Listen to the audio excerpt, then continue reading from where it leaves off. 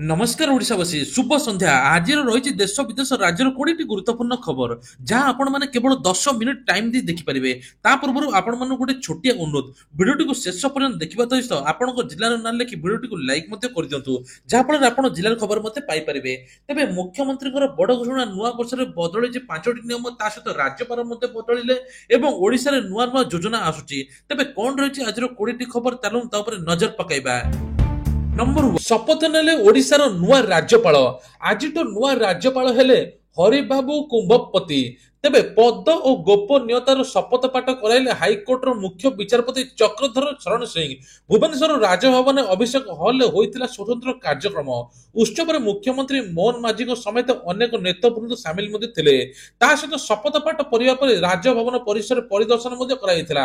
सूचना अनुसार हरिबाबू कुंभपति 2021 जुलाई 19 तारिख में मिजोराम राज्यपाल भाव शपथ नहीं तेबे निकटरे ओडिशा राज्यपाल रघुवर दास को इस्तफा पर राष्ट्रपति ग्रहण करथिले एवं तांको स्थान रे मिजोराम राज्यपाल डॉक्टर हरिबाबू कुंभपति ओडिशा राज्यपाल भाव नियुक्त होइचंती। जमुची धर्मशाला महोत्सव आकर्षण साजिची मीना बजार सांगकु रंगारंग सांस्कृतिक कार्यक्रम पवित्र लक्ष्मी नारायण पूजा अवसर में जाजपुर जिला धर्मशाला आरंभ होइची 20तम धर्मशाला महोत्सव गत 26 तारिख आरंभ होइतिबा एही महोत्सव आसंता 6 तारिख जाय चलिबो। स्थानीय धर्मशाला पूजा महोत्सव कमिटी एही महोत्सव को आयोजन करि आउची एक शांति श्रृंखला सहित शेष करने महोत्सव कमिटी एवं पुलिस प्रशासन पक्षर व्यापक व्यवस्था कराई। संध्यारे सांस्कृतिक कार्यक्रम मीना बजार महोत्सव मुख्य आकर्षण पड़े लक्ष्मी नारायण को दर्शन करने शीतुआ संध्यारे महोत्सव भरपूर मजा उठाउछन्ति दर्शक। अदिनिया वर्षा को प्राकृतिक विपर्यय घोषणा कले मुख्यमंत्री कृषि ओडिशा मंजूर देले उपहार अदिनिया वर्षा प्राकृतिक घोषणा करिसंती ता सहित एसडीआरएफ फंड रु चाषी को समस्त क्षतिपूरण दिया जिवो 33% रु अधिक क्षतिग्रस्त होइतबा चाषी को मिलिबो क्षतिपूरण अदिनिया वर्षा रे 6,66,700 चाषी क्षतिग्रस्त होइतबा बेले एभଳି कहिसंती मुख्यमंत्री 2,26,000 हेक्टर फसल क्षति एवं 291 कोटी सहायता मिलियो बोली कुआ जाउची। आज भुवनेश्वर बरमुंडा पड़िया आरंभ होइची कृषि ओडिशा 2025 कार्यक्रम 3 दिन धरी 5 तारिख जाए कार्यक्रम चलिबो। भुवनेश्वर बरमुंडा स्थित बिजू पटनायक खेल पड़िया ओडिशा सरकार सहित कृषि एवं कृषक सशक्ति विभाग द्वारा आयोजन होइची एही कार्यक्रम। एही कार्यक्रम मुख्यमंत्री मोहन चरण माझी उद्घाटन मध्ये करिसंती। सेपरि उपमुख्यमंत्री कनक वर्धन देवसिंह एवं मंत्री सुरेश पुजारी मुख्य सचिव मनोज कुमार आहूजा कृषि सचिव अरविंद पाड़ी प्रमुख उपस्थित थिले। कुआ जाउची चाषींकर तांको क्षतिपूरण खूब जल्दी मिलिबा पई मध्ये जाउची। दरदाम वृद्धि प्रतिवाद आसंता 6 तारिख रे लोयर पीएमजी रे बीजेडी रो विक्षोभ तेबे आसंता 6 तारिख रे बीजेडी करिबो आंदोलन अहैतिक दर जोगुरु लोकंको बाधुची आ ओडिशा जनसाधारण ऊपर दरदाम बोझ पलटिची। गैस पेट्रोल डाली तेल सबु नित्य व्यवहार्य सामग्री अहैतिक दर वृद्धि जोगु दाम नियंत्रण न हेबा जोगु एपर्यंत चुप बसची काहेकि सरकार एबे बीजेडी नेता सबु बाट को ओह्लाइबे रास्ता कड़ को ओह्लाई आंदोलन करिवे। आज आरंभ होइची विश्व प्रसिद्ध बरगड़ धनुयात्रा कंसक अट्टहास्य कंपिब बरगड़ परिवेषण हेब कृष्ण लीलार विभिन्न दृश्य चलित थर 77 वर्ष पदार्पण करिछि बरगड़ धनुयात्रा। आज उद्घाटन उत्सव आज बरगड़ सहर पालटिब द्वापर जुगर मथुरा नगरी बरगड़ रे चलिब कंस राजनीति परंपरा अनुसार महाराजा कंसक निर्देश चलिब आ पुलिस प्रशासन सेही भली अंबापाली पालटिब गोपपुर एवं जीरा नदी साजिब जमुना सहर लोक मंडप पड़िया होइछन्ति महाराज कंसक रंग कमुची पारद बढ़ुची शीत घन कुहुड़ी नहीं 3 जिला को येलो अलर्ट जारी राज्य रे एबे शीत लहरी जारी रही एमिति कि 1 रु 4.5 सेल्सियस कमी जाइछि राति तुलन रे। इस्पात सहर सर्वनिम्न तापमात्रा 7 डिग्री सेल्सियस रेकर्ड कराइछि। राज्य रे अचानक तापमात्रा खसिछि माड़ी आसिछि ठंडा जाडरे थरिबो ओडिशा राउरकेला पछकु झारसुगुड़ा सर्वनिम्न तापमात्रा 8 डिग्री केउंझर रे 9.5 डिग्री फुलबाणी रे 9.5 दारिंगबाड़ी रे 9.5 दारिंगबाड़ी किछि दिन पूर्व तुषारपात मध्ये होइतिला तेबे एथर 5 तारिख परटू जाडरे थरिबो ओडिशा। ट्रैक रे बसी पबजी खेलिबा हेला काल 3 सांग को चापी देला ट्रेन एभली एक अभावनीय घटना घटची आपण माने सुनिले मध्ये आश्चर्य होइजिबे। ट्रैक रे बसी कानरे इयरफोन दे पबजी खेलुथबा बेले हठात चापी देला ट्रेन। मुफासिल पुलिस स्टेशन अंतर्गत नरकाटीगंज मनसा पोर्टाल रे एक रॉयल स्कूल निकट रे दुर्घटना घटची ତିନି ସାଙ୍ଗ ଏକାଠି ହୋଇ ପବଜି ଖେଳିବା ସ୍ଥିର କରିଥିଲେ। ଏହାପରେ ଘର ନିକଟରେ ରହିଥିବା ଟ୍ରେନ୍ ଟ୍ରାକ୍ ଉପରେ ଚାଲି ଯାଇଥିଲେ। ସେଠାରେ କାନରେ ଇୟରଫୋନ୍ ଦେଇ ପବଜି ଖେଳିବା ଆରମ୍ଭ କରିଥିଲେ। ସେମାନେ ଭାବିଥିଲେ ଏଠାରେ ବସିଲେ କେହି ତାଙ୍କୁ ହଇରାଣ କରିବେନି, କିନ୍ତୁ ଛୋଟିଆ ଭୁଲଟିଏ ଆଜି ତାଙ୍କର ଜୀବନ ଚାଲିଯାଇଛି।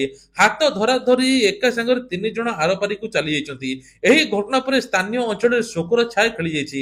ସେମାନେ ରେଳ ଧାରଣାକୁ ଯାଇଥିଲେ, ତାଙ୍କୁ ପ୍ରବର୍ତ୍ତାଇଥିଲା। ଏ ନେଇକି ବର୍ତ୍ତମାନ ଅନେକ ପ୍ରଶ୍ନ ସୃଷ୍ଟି ହୋଇଛି। ଖବର ପାଇ ପୋଲିସ ଘଟଣାସ୍ଥଳରେ ପହଞ୍ଚି ମୃତଦେହ ଉଦ୍ଧାର କରି ବ୍ୟବଚ୍ଛେଦ କରିବା ପାଇଁ ପଠାଇଛି। ତେବେ ଏଭଳି ଘଟଣା ଘଟିଛି ବିହାରରେ। ଆପଣମାନେ ଶୁଣିଲେ ମଧ୍ୟ ଆଶ୍ଚର୍ଯ୍ୟ ହୋଇଯିବେ। ପ୍ରବାସୀ ଭାରତୀୟ ଦିବସ ପାଇଁ ସଜେଇ ହୋଇଛି ରାଜଧାନୀ। ଭୁବନେଶ୍ୱରରେ ପହଞ୍ଚିଲା ଡବଲ ଡେକର ବସ୍। ତେବେ ଗୃହ ନଗର ଉନ୍ନୟନ ମନ୍ତ୍ରୀଙ୍କ ପକ୍ଷରୁ ଏନେଇ ସୂଚନା ଦିଆଯାଇଛି। ଗତକାଲି ବସ୍ ଆନ୍ଧ୍ରପ୍ରଦେଶ ବର୍ଡର ଅତିକ୍ରମ କରି ବ୍ରହ୍ମପୁରରେ ପହଞ୍ଚିବା ପରେ ସେଠାରୁ ଚାର୍ଜ ହୋଇ ଭୁବନେଶ୍ୱରରେ ଆସିଛି। ତେବେ ଏହି ବସ୍ ସାମ୍ନା ପଟର କୋଣାର୍କ ଚକ ରହିଛି। ଏହା ସହିତ ବସ୍ରେ ଶ୍ରୀମନ୍ଦିର, ଧଉଳି ଶାନ୍ତିସ୍ତୂପ ଏବଂ କଟକ ବାଲିଯାତ୍ରାର ଝଲକ ମଧ୍ୟ ରହିଛି। ପ୍ରବାସୀ ଭାରତୀୟ ଦିବସ ଉପଲକ୍ଷେ 5ଟି ଇଲେକ୍ଟ୍ରିକ୍ ଡବଲ ଡେକର ବସ୍ ଅଭିମୁଖେ ବାହାରିଛି। ଡିସେମ୍ବର 28ରେ 2ଟି ବସ୍, 31ରେ ଗୋଟିଏ ଏବଂ ଜାନୁଆରୀ 1ରେ ଆଉ ଗୋଟିଏ ବସ୍ ଆସିଛି ବୋଲି କୁହାଯାଉଛି। ତେବେ ଏ ନେଇକି ବସ୍ ଭାରତରେ ପ୍ରଥମ ବୋଲି କୁହାଯାଉଛି। ବିଦ୍ୟୁତ ସଂଯୋଗ ଦ୍ୱାରା 250ରୁ 300 କିଲୋମିଟର ଏକା ସାଙ୍ଗରେ ଯିବ। ବସ୍ଟି 55 ସିଟ୍ ବିଶିଷ୍ଟ ଡବଲ ଡେକର ବସ୍ ଆଉ ଘଣ୍ଟା ପ୍ରତି 45 କିଲୋମିଟର ରହିବ ବୋଲି କୁହାଯାଉଛି। ବୁଲା ଗୋରୁଙ୍କ ଯତ୍ନ ନେଲେ ସରକାର, ଦେବେ 20,000। ଗୋଶାଳା ପାଇଁ ମିଳିବ 52 ଲକ୍ଷ ଟଙ୍କା। ଏହା ସହିତ ଗୋଶାଳା ପାଇଁ ନିର୍ମାଣକୁ 52 ଲକ୍ଷ ଟଙ୍କା ମିଳିବ, ଏନେଇ ସୂଚନା ଦେଇଛନ୍ତି ପଶୁ ସମ୍ପଦ ଗୋକୁଳାନନ୍ଦ ମଲ୍ଲିକ। ଭୁବନେଶ୍ୱର ସମେତ ଅନେକ ପୌରାଞ୍ଚଳକୁ ଗୋରୁ ମୁକ୍ତ କରିବା ପାଇଁ ଲକ୍ଷ୍ୟ ରଖାଯାଇଛି। ବାହାରେ ବୁଲୁଥିବା ଗାଈଙ୍କୁ ଉଦ୍ଧାର କରାଯାଇ ଗୋଶାଳାକୁ ଅଣାଯିବ। ମନ୍ତ୍ରୀ କହିଛନ୍ତି ରାଜଧାନୀକୁ ଗାଈ ଗୋ ମୁକ୍ତ କରିବା ପାଇଁ କୋଟି କୋଟି ଟଙ୍କା ଖର୍ଚ୍ଚ ହେବ। ତଥାପି ମାଳ ମାଳ ଗାଈ ଗୋରୁ ରାସ୍ତାରେ ବୁଲୁଛନ୍ତି। ଆଉ କେଇଟା ଦିନ ପରେ ପ୍ରବାସୀ ଭାରତୀୟଙ୍କ ସମ୍ମିଳନୀ ରହିଛି। ତେବେ ତାହା ପୂର୍ବରୁ ବୁଲା ଗାଈ ଗୋରୁକୁ ହଟାଇବା ପାଇଁ ବିଏମସି ପକ୍ଷରୁ ନିର୍ଦ୍ଦେଶ ଦିଆଯାଇଛି। ତେବେ ପ୍ରବାସୀ ଭାରତୀୟ ଦିବସ ପୂର୍ବରୁ ବୁଲା ଗାଈ ଗୋରୁକୁ ଥଇଥାନ ପ୍ରଚେଷ୍ଟା ସଫଳ କରିପାରିବ କି ନାହିଁ ସେ ନେଇ ମଧ୍ୟ ବାକି ରହିଲା। ତେଣୁ ଏଥର 52 ଲକ୍ଷ ଟଙ୍କା ଖର୍ଚ୍ଚ ହେବ କେବଳ ଗୋଶାଳା ପାଇଁ। ସୁଭଦ୍ରା ଟଙ୍କାକୁ ନେଇ ବଡ ଅପଡେଟ। ଏହି ମାସରେ ମିଳିବା ପାଇଁ ଯାଉଛି ସରକାର ତରଫରୁ ବଡ ପେଟି। ଚତୁର୍ଥ ପର୍ଯ୍ୟାୟ ଟଙ୍କା 20 ଲକ୍ଷ ହିତାଧିକାରୀଙ୍କୁ ମିଳିବା ପାଇଁ ଯାଉଛି। ତେବେ ସୁଭଦ୍ରା ଯୋଜନା ଟଙ୍କା ଏହି ବର୍ଷ 3 ଥର ମିଳିବ ମହିଳାଙ୍କୁ। ମହିଳାଙ୍କୁ ସରକାରଙ୍କ ତରଫରୁ ବଡ ଭେଟି, ଯାହାଫଳରେ ତିନି ଥର ସୁଭଦ୍ରା ଟଙ୍କା ପାଇପାରିବେ ବୋଲି ଉପମୁଖ୍ୟମନ୍ତ୍ରୀ ପ୍ରଭାତୀ ପରିଡା ସୂଚନା ଦେଇଛନ୍ତି।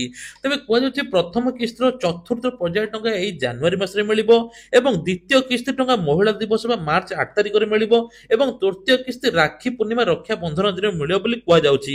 ଏନେକି ଉପକୃତ ହେବେ ମହିଳା, ଯାହାଫଳରେ ନିଜ ବ୍ୟବସାୟରେ ମଧ୍ୟ ଆଗକୁ ବଢାଇ ପାରିବେ ଏବଂ ମହିଳାମାନେ ଆତ୍ମନିର୍ଭରଶୀଳ ସହିତ ସ୍ୱାବଲମ୍ବୀ ହୋଇପାରିବେ ବୋଲି ସରକାର ଚିନ୍ତା ମଧ୍ୟ କରୁଛନ୍ତି।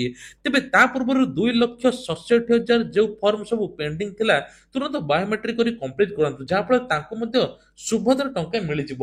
ଆଉ ରହିଲା ଯେଉଁମାନଙ୍କୁ 21 ବର୍ଷ ମାର୍ଚ୍ଚ 8 ତାରିଖ ପୂର୍ବରୁ ହୋଇଯାଇଥିବ ସେମାନେ ମଧ୍ୟ ଆବେଦନ କରି ସୁଭଦ୍ରା ଟଙ୍କା ମଧ୍ୟ ପାଇପାରିବେ।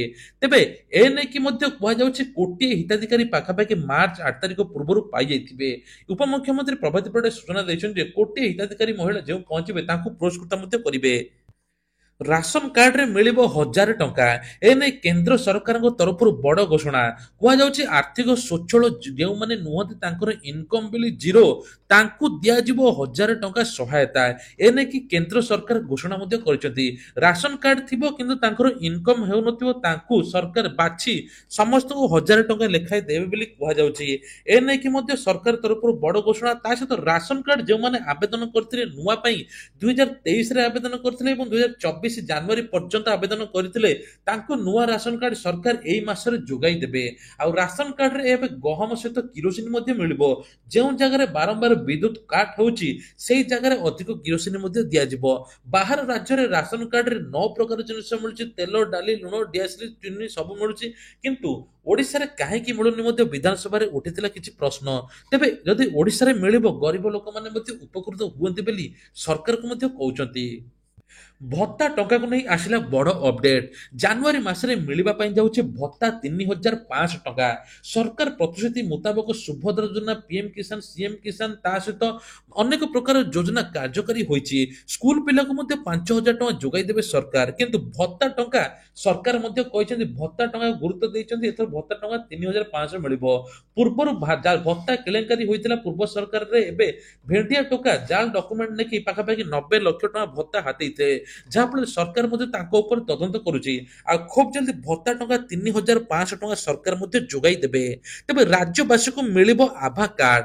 ଏହି ଆଭା କାର୍ଡ ଦ୍ୱାରା ବିଭିନ୍ନ ପ୍ରକାର ଆପଣ ସାହାଯ୍ୟ ମଧ୍ୟ ପାଇପାରିବେ। ଏନେଇ ସ୍ୱାସ୍ଥ୍ୟମନ୍ତ୍ରୀ ମୁକେଶ ମହାଲିକ ସୂଚନା ମଧ୍ୟ ଦେଇଛନ୍ତି। ପ୍ରେସକ୍ରିପସନ ମୁକ୍ତି ଦେବ ଆଭା କାର୍ଡ। ଗୋଟିଏ କାର୍ଡରେ ସମସ୍ତ ରୋଗୀଙ୍କର ଡାଟା ମଧ୍ୟ ରହିବ। ନ୍ୟାସନାଲ ଡିଜିଟାଲ ହେଲ୍ଥ ମିଶନକୁ ଖୁବ୍ ଶୀଘ୍ର ଲାଗୁ କରିବେ ଓଡ଼ିଶା ସରକାର। ଆଜି ଏନେଇ ସୂଚନା ଦେଇଛନ୍ତି ସ୍ୱାସ୍ଥ୍ୟମନ୍ତ୍ରୀ ମୁକେଶ ମହାଲିଙ୍ଗ। ଏହି ଆଭା କାର୍ଡ ନ୍ୟାସନାଲ ହେଲ୍ଥ ଅଥରିଟି ଅଧୀନରେ ରହିବ। ତେବେ ଏହାର ନାମ ଆୟୁଷ୍ମାନ ଭାରତ ହେଲ୍ଥ ଆକାଉଣ୍ଟ ବା ଆଭା କାର୍ଡ କୁହାଯିବ। ଲୋକସଂଖ୍ୟା ଅନୁସାରେ ଆଭା ଆକାଉଣ୍ଟ ରେଜିଷ୍ଟ୍ରେସନ ମଧ୍ୟ କରିପାରିବେ। ତେବେ କେଉଁ ତାରିଖରେ ଏହା ମିଳିବ ସେ ନେଇ କୌଣସି ସ୍ପଷ୍ଟ ତାରିଖ ଦିଆଯାଇନଥିବା ବେଳେ ଫେବୃଆରୀ ମାସରେ ବଣ୍ଟନ କରାଯିବ ବୋଲି କୁହାଯାଉଛି। ଅନଲାଇନରେ ଏହି କାର୍ଡ ଆପଣମାନେ ଚାହିଁଲେ ଆବେଦନ ମଧ୍ୟ କରିପାରିବେ, ନହେଲେ ଜନସେବା କେନ୍ଦ୍ରରେ ଯାଇକି ଆପଣମାନେ ଏହି ଆଭା କାର୍ଡ ଆବେଦନ ମଧ୍ୟ କରିପାରିବେ। ମାଗଣା ରିଚାର୍ଜ ପାଇଁ ମେସେଜ ଆସୁଥିଲେ ସାବଧାନ ହୋଇଯାଆନ୍ତୁ, ନହେଲେ ଆପଣ ମଧ୍ୟ ଠକାମିରେ ପଡିପାରନ୍ତି। କେତେବେଳେ ନିଜକୁ ସରକାରୀ କର୍ମଚାରୀ କହି ଠକୁଛନ୍ତି ତ କେତେବେଳେ ଘରେ ବସି ରୋଜଗାର କରିବା ପାଇଁ ଠକୁଛନ୍ତି। ବେଳେବେଳେ ଲୋକଙ୍କୁ ବିଭିନ୍ନ ଲୋଭନୀୟ ଅଫର ଦେଖି ଠକୁଛନ୍ତି ଏହି ଠକମାନେ। ବର୍ତ୍ତମାନ ଟେଲିକମ ରେଗୁଲେଟର ଟ୍ରାଏ ଅନୁସାରେ ମଧ୍ୟ ବାରମ୍ବାର କଲର ଟ୍ୟୁନ୍ ବାଜୁ ଏବଂ ସଚେତନ ଜାରି ରହିଛି। ଯଦି ଆପଣଙ୍କ ସହିତ କିଛି ଏଭଳି ଘଟୁଛି ତୁରନ୍ତ 1930 କଲ୍ କରି ଆପଣମାନେ ମଧ୍ୟ ଜଣାଇ ପାରିବେ। କିନ୍ତୁ ଆଉ ଗୋଟେ ମଧ୍ୟ ନୂଆ ଅଫର ଅଛି। ନୂଆ ବର୍ଷରେ ମାଗଣା ରିଚାର୍ଜ ଦିଆଯାଉଛି, ଯାହାଫଳରେ ଟ୍ରାଏ ତରଫରୁ ମଧ୍ୟ ଘୋଷଣା କରାଯାଇଛି। ଲିଙ୍କରେ କ୍ଲିକ୍ କରନ୍ତୁ ଏବଂ ମାଗଣା ରିଚାର୍ଜ ମଧ୍ୟ ପାଆନ୍ତୁ। କିନ୍ତୁ ଏ ବିଷୟରେ ଏବେ ସ୍କାମ ଚାଲିଛି, ଯାହାଫଳରେ ଆପଣ ଲିଙ୍କକୁ କ୍ଲିକ୍ କରିବା ପରେ ଆପଣ ସବୁ ଡାଟା ତାଙ୍କ ପାଖକୁ ପଳେଇବ, ଆପଣଙ୍କର ଟଙ୍କା ମଧ୍ୟ ଗାୟବ ହେଇଯିବ, ଟଙ୍କା ମଧ୍ୟ କଟିଯିବ। ତେଣୁ ଆପଣମାନେ ସତର୍କ ରୁହନ୍ତୁ। ତେଣୁ ଯେତେ ସରକାର ନୂଆ ନୂଆ ପଦକ୍ଷେପ ନେଉଛନ୍ତି ଏବଂ ସେଇ ପ୍ଲାନ ହିସାବରେ କରୁଛନ୍ତି ସାଇବର ଠକେଇ, ତେଣୁ ତା ପୂର୍ବରୁ ଆପଣଙ୍କୁ ସତର୍କ ରହିବାକୁ ମଧ୍ୟ ପଡିବ। ସାଧାରଣତନ୍ତ୍ର ଦିବସରୁ ବାଦ ପଡିଲା ଓଡ଼ିଶାର ପ୍ରଜ୍ଞାପନ ମେଢ। ଚଳିତ ବର୍ଷ ସାଧାରଣତନ୍ତ୍ର ଦିବସ ଓ ରାଜଧାନୀ ଦିଲ୍ଲୀରେ ଅନୁଷ୍ଠିତ ହେବାକୁ ଥିବା ସାଧାରଣତନ୍ତ୍ର ପରେଡରେ ଓଡ଼ିଶାର ପ୍ରଜ୍ଞାପନ ମେଢ ସାମିଲ ହେବ ନାହିଁ। ଗତ ବର୍ଷ ପାଳିତ 65ତମ ରିପବ୍ଲିକ ଡେରେ ପରେଡରେ ରାଜ୍ୟ କ୍ୟାଟେଗୋରୀର ଓଡ଼ିଶା ପ୍ରଥମ ପୁରସ୍କାର ହାସଲ କରିଥିଲା। ଚଳିତ ବର୍ଷ ପ୍ରତିରକ୍ଷା ମନ୍ତ୍ରାଳୟ ପକ୍ଷରୁ ଓଡ଼ିଶାର ପ୍ରଜ୍ଞାପନ ମେଢକୁ ରିଜେକ୍ଟ କରାଯାଇଥିବା ସୂଚନା ମିଳିଛି। ତେବେ ସାଧାରଣତନ୍ତ୍ର ଦିବସ ପାଇଁ ଆୟୋଜିତ ହୋଇଥିବା ଭାରତ ପର୍ବ କାର୍ଯ୍ୟକ୍ରମରେ ଓଡ଼ିଶାର ପ୍ରଜ୍ଞାପନ ମେଢ ଏବଂ କାର୍ଯ୍ୟକ୍ରମରେ ଓଡ଼ିଶାକୁ ଦିଆଯାଇଥିବା ପର୍ବ ବୁଲିବାକୁ ଆସୁଥିବା ବ୍ୟକ୍ତି ପ୍ରଜ୍ଞାପନ ମେଢକୁ ଦେଖିପାରିବେ। ଏହି କାର୍ଯ୍ୟକ୍ରମ ଜାନୁଆରୀ 26ରୁ 31 ତାରିଖ ପର୍ଯ୍ୟନ୍ତ ଲାଲକିଲ୍ଲାରେ ଅନୁଷ୍ଠିତ ହେବ ବୋଲି କୁହାଯାଉଛି। ବଢିଲା ଭତ୍ତା ରାଶି, ମୁଖ୍ୟମନ୍ତ୍ରୀ ମୋହନ ଚରଣ ମାଝୀଙ୍କର ବଡ ଘୋଷଣା।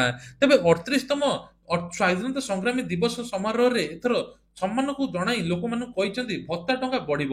ତା ସହିତ ଯେଉଁମାନଙ୍କର କାରାବରଣ କରିଥିବା ସ୍ୱାଧୀନତା ସଂଗ୍ରାମୀ ମାନଙ୍କର 10,000ରୁ 20,000 ଟଙ୍କା ବୃଦ୍ଧି କରାଯାଇଛି ଏବଂ କାରାବରଣ ନ କରିଥିବା ସ୍ୱାଧୀନତା ସଂଗ୍ରାମୀ ମାନଙ୍କ ପାଇଁ ପେନସନକୁ 9,000ରୁ 15,000 ଟଙ୍କା ବୃଦ୍ଧି କରିଛନ୍ତି ରାଜ୍ୟ ସରକାର।